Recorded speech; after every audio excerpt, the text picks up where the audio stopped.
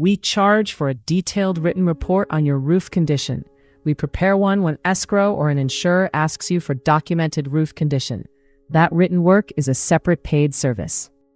A roofing estimate works differently. It is free, and it covers repair or replacement work we could do for you.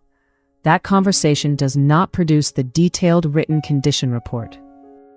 When we review a roof, we look at what we can see and reach safely. That usually covers visible damage, the surface material, and flashing at walls, edges, and valleys. A penetration is anything passing through the roof, like a vent or pipe. We also look at drainage paths, including gutters and low areas that hold water. Then we ask about maintenance or repair history that you already know. Every property differs, so what we check varies from roof to roof. Before you call, know who asked for the documentation and why. Have your property type, current roof type, and known roof history ready. You do not need to send any files. The party that asked for the report decides whether it accepts ours.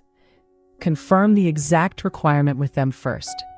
A city permit inspection is a separate process, and the city decides those. Call Santa Monica Roofing Contractors at 424-217-3627. Tell us whether you need documentation or an estimate.